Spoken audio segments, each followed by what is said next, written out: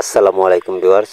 এরকম ঘরে পুরাতন মোবাইলের চার্জার দিয়ে আমরা একটা RGB লাইট রূপান্তরিত করব, তো কিভাবে করে এটা একটু ধৈর্য সহকারে দেখুন। আপনার ঘরকে কিন্তু আপনারা এরকমভাবে কাজটা করলে আরও সৌন্দর্যময় আরও আকর্ষণীয়ময় করে তুলতে পারবেন।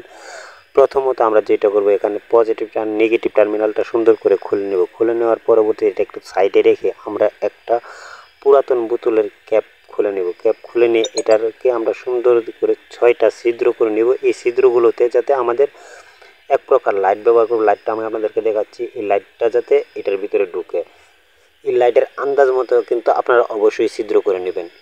আপনারা লাইটটা না দেখালে বুঝবেন না। সেম এই পরিমাণে লাইটগুলো নেবেন। এগুলো কিন্তু বাজারে একবারে সস্তা মূল্যে পাওয়া যায়, মাত্র 4 থেকে 5 টাকা করে নেই। আপনাদের পার্শ্ববর্তী ইলেকট্রিশিয়ান দোকানে কিন্তু এগুলো পাওয়া যাবে। এগুলোর প্রত্যেকটা নেগেটিভ টার্মিনাল একসাথে করে আর পজিটিভ টার্মিনাল অন্য সাথে করে আমরা পেঁচিয়ে নেব।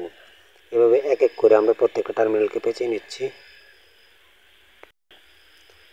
প্রত্যেকটা টার্মিনাল পেঁচানো হয়ে গেলে আমরা উপরে তুলে নেব একটা নেগেটিভ একটা পজিটিভ। শুধু উপরে 2টা টার্মিনাল উঠাবো, একটা নেগেটিভ একটা পজিটিভ। আর একটা কথা, আমার এই চ্যানেলে কিন্তু প্রতিনিয়ত ইলেকট্রিশিয়ানের নতুন নতুন ভিডিও দেওয়া হয়। আপনারা যারা যারা আমাদের চ্যানেলের ভিডিওটি দেখেন অবশ্যই কিন্তু আমার চ্যানেলটা সাবস্ক্রাইব করে রাখবেন, পাশে থাকা বেল আইকনটা অন করে রাখবেন।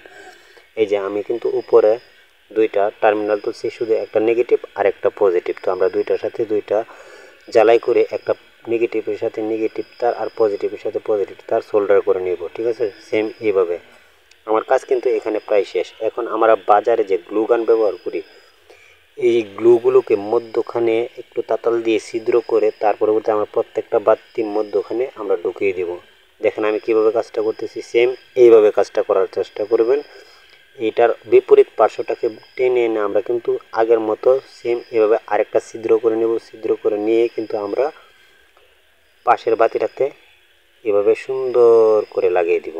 এরকমভাবে আমরা 3টা গ্লুকে সুন্দর করে 6টা বাতিতে লাগিয়ে দিব। ঠিক আছে ভিউয়ার্স, তো দেখতে দেখতে কিন্তু আমার ভিডিও প্রায় শেষ। এখনও যারা আমার চ্যানেলের ভিডিও দেখে লাইক কমেন্ট শেয়ার করেন নাই, তারা কিন্তু অবশ্যই আমাকে একটা লাইক একটা কমেন্ট একটা শেয়ার করে যাবেন যদি আমার ভিডিওটা ভালো লেগে থাকে। এভাবে সুন্দর করে ঢুকিয়ে নেবেন। এটা খুব সুন্দর দেখা যায় কাজটা।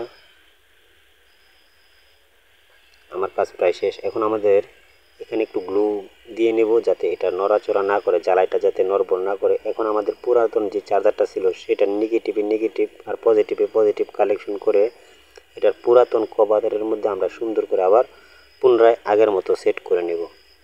এই যে আমরা এটা আগের জায়গায় সুন্দর করে সেট করে নিতেছি। সেট করে নেওয়ার পরবর্তী উপরে একটা নাট দিয়ে আমরা সুন্দর করে টাইট করে দেব যাতে এটা নড়াচড়া না করে।